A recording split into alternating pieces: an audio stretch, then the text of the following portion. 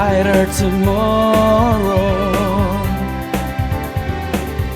Leap towards the future today. There's a new horizon dawning. Be the best and keep on going. Reach towards your goal.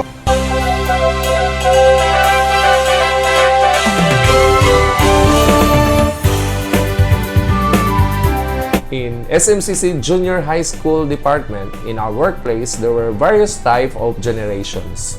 They have different attitudes, behaviors, personalities, and perspective towards our system. Managing this kind of diversity of generation, especially in the 21st century setup, was not so easy. Educational leaders like principal, administrator, agreed that getting these groups to work together effectively is a challenging one. Some of our teachers, educators, agreed that the different generations look at each other with some confusion, suspicion, as they interact together in the set workplace. There were diversity that can certainly provide benefits in terms of the unique backgrounds of these different generations. There are challenges of the educational leader, like the school principal, in dealing with various generations. One is generation gap. Generation gaps are evident today in the workplace. Like the seniors tends to work beyond the traditional age of retirement. We have different teachers on that. This various type of generation, all working side by side. Open communication between the different generation is essential to bridge this kind of gap. This helps each generation to recognize the strengths and skills of one another and creates more cohesiveness. There are different characteristics and work ethics in the different generation.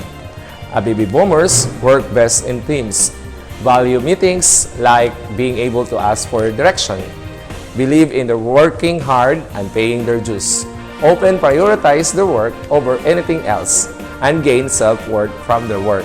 While the Generation X are resilient, adaptable, and independent, like working on their own without interference. The other generation are the Generation Y.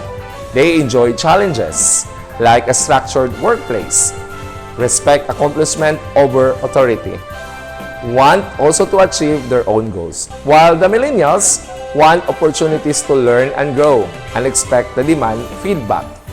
They are also great multitaskers and skilled collaborators. They live in fast-paced lives and prefer to learn for themselves than to told what to do and need sense of purpose. They are even willing to earn less for the purpose of opportunity to do meaningful work. Generation X like the challenge of work, but they want more balance in their lives. The Generation Y and Millennials are committed to their careers, but they want to experience fulfillment in their work.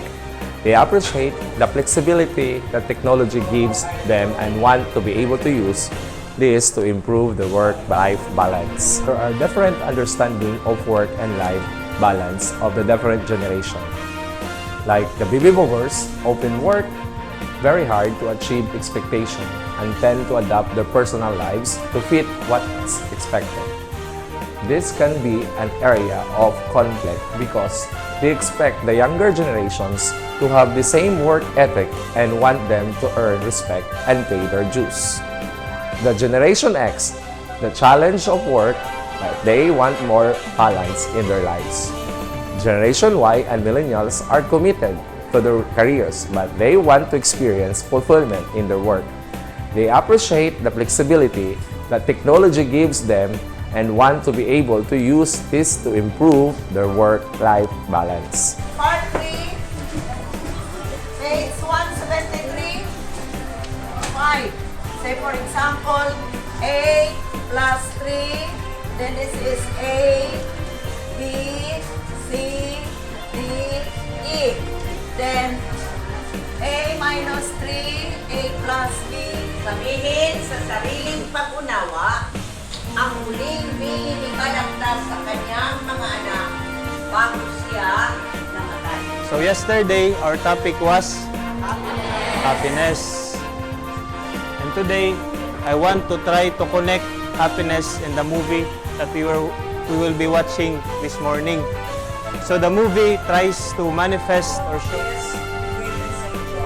So, what you need is, you have to provide 10 reports for the said word. After which, if you are done, we have to sort that.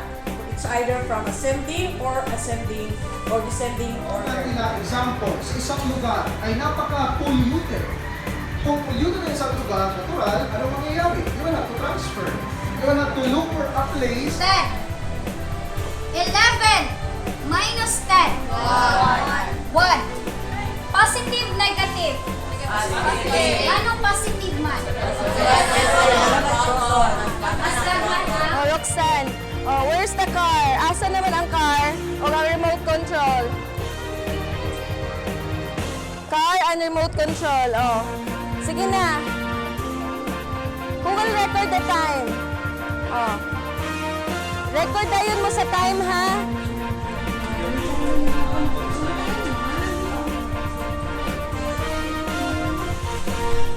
This is why I let you write yesterday for you to be ready today. Okay?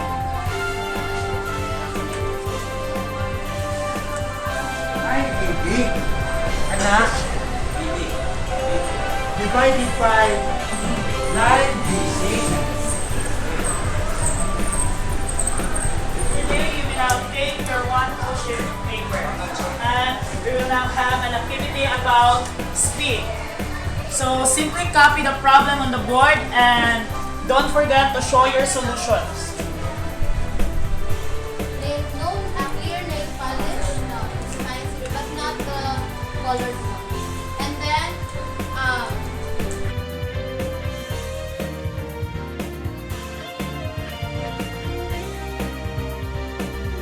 There are different generations in our workplace. As a baby boomers, I find it difficult using the technology. Although, I have my iPad and cell phone.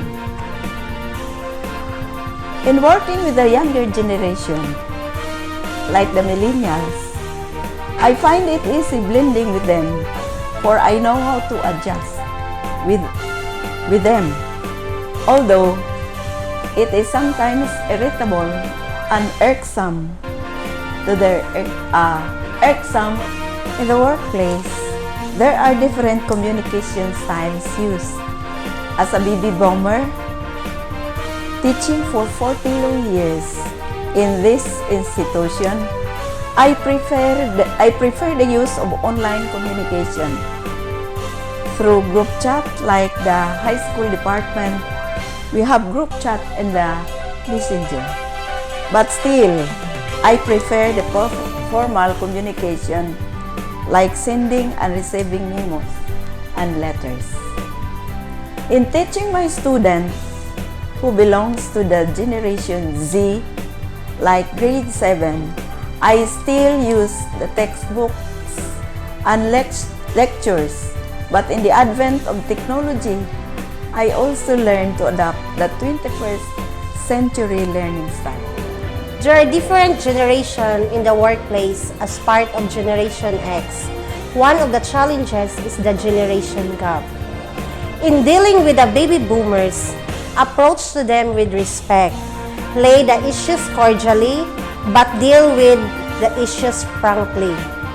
Meaning, whatever are the issues, deal with it and be done with it. In communication practices, as Gen X, I prefer formal setting of communication like receiving memos and formal letters. With regards to technology advances, it allows me to be more productive and efficient and make my work faster, encourage innovation and creativity. In teaching Gen Z, we all know that they are digital natives. As Generation X, I also try my best to fit their learning style. So I should be flexible to my students and use a student-centered approach in teaching. It seems that we are coming from a different world or coming from a different generation that is being collided as one here in our workplace. But I am still comfortable working with them because it is just a matter of respecting one another. Like, I will respect their ideas and they will going to respect my ideas as well. As part of the Generation Z, I also encounter a lot of students that belongs to this generation also. And as a teacher, I just want a classroom that my students are excited to enter to every day. And I wanted to develop their 21st century skills through the advent of technology.